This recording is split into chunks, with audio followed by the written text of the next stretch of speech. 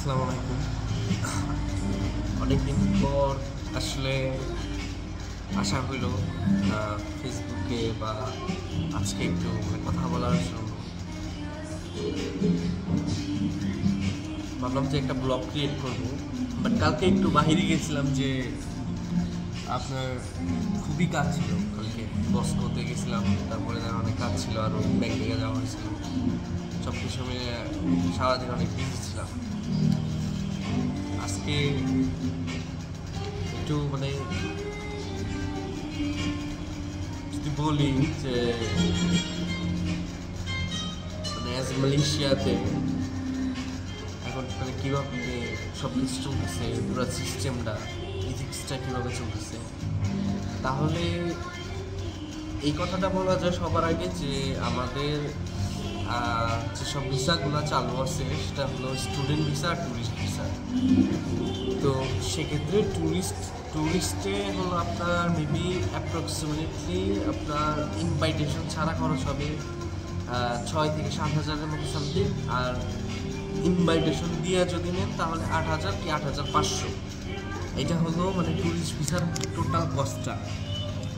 আর tourist visa বাদে যদি আরেকটা ভিসা করা যায় সেটা হলো আপনার স্টুডেন্ট ভিসাতে, যেটা এখন বর্তমানে চালু আছে। কলিং ভিসাটা আপাতত চালু নাই, বা কাজের ভিসাটা চালু নাই।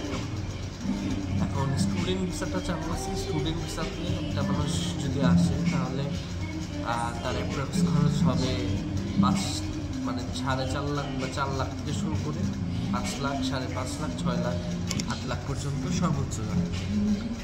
তো আমার যেটা খরচ হয়েছিল মেবি 5 লাখ, 5.5 লাখ এরকম।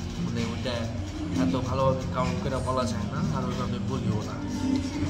তো এখন যদি বলি যে ট্যুরিস্ট ভিসাতে প্রসেসটা কীভাবে কী হইতে পারে বা জার্নিটা কী হইতে পারে, তাহলে আমি যদি বলি তাহলে ফার্স্টে আপনার সিঙ্গেল ফ্রেশ পাসপোর্টে কখনোই ডাবল এন্ট্রি ভিসা লাগবে না। তো ফ্রেশ পাসপোর্টে আপনার অবশ্যই সিঙ্গেল এন্ট্রি ভিসা লাগাতে হবে। তো আপনি যখন সিঙ্গেল এন্ট্রি ভিসাটা পাবেন মালয়েশিয়ার জন্য, তো সেক্ষেত্রে আপনি চেষ্টা করবেন যে একদম ডিরেক্টলি মালয়েশিয়াতে তখন অ্যাপ্লাই করার দরকার নেই।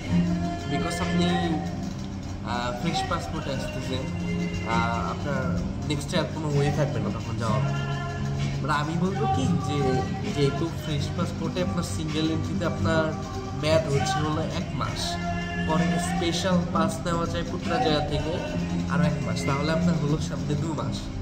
কিন্তু আপনি যদি একটু বুদ্ধি খাটায় যদি একটা কাজ করেন, সেটা হলো থাইল্যান্ড, কম্বোডিয়া আর ফিলিপাইনে ভিসাটা দিতে পারেন, আপনার জন্য অনেক ভালো।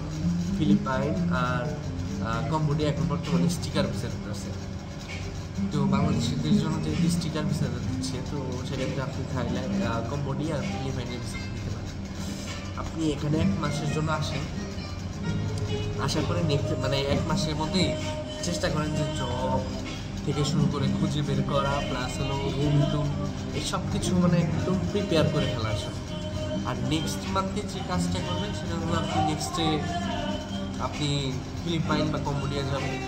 কম্বোডিয়াতে যাওয়ার পরে আপনার সব কিছু দেখবেন, দেখার পরে আপনি ওখানে যদি মনে হয় যে তার সুইটেবল কিছু, তো সেক্ষেত্রে আপনি সুইটেবল সব কিছু অ্যারেঞ্জ করার চেষ্টা করবেন, যে কীভাবে কি অ্যারেঞ্জ করা যায়, এরকম সব কিছু চেষ্টা করবেন যে অ্যারেঞ্জ করার জন্য। হ্যাঁ, রিঅ্যারেঞ্জ হয়ে যায় আর কি।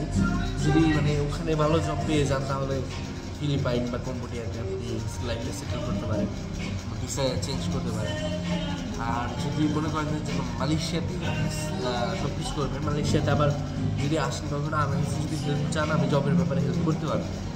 বিকজ এখানে স্ট্রাগল করার পরে মোটামুটি একটা ভালো পজিশনে যেহেতু আসছি, আর মোটামুটি জবের লিঙ্ক আপ সোর্স সব কিছুই আছে, তো সেক্ষেত্রে মোটামুটি জবটা ম্যানেজ করে দেওয়া পসিবল। তো আপনি যখন আসবেন মালয়েশিয়াতে সেকেন্ড টাইম ফিলিপাইন থেকে রিটার্ন ব্যাক করবেন আবার মালয়েশিয়াতে, তো আপনার তো সিঙ্গেল এন্ট্রি ভিসা, তো আপনি তো আপনার তো ভিসা নেই, তখন কী করবেন? তখন আপনি ডিরেক্টলি আপনার যেহেতু ইনভাইটেশন ছিল, নেক্সট আপনি মাল্টিপলের জন্য অ্যাপ্লাই করতে পারবেন ডিরেক্টলি। তো যখন ডিরেক্টলি মাল্টিপলের জন্য অ্যাপ্লাই করতে পারবেন, মোটামুটি মাল্টিপল ভিসাটা দিয়ে দেয় ফার্স্ট সিঙ্গেল এন্ট্রি পাওয়ার পরে।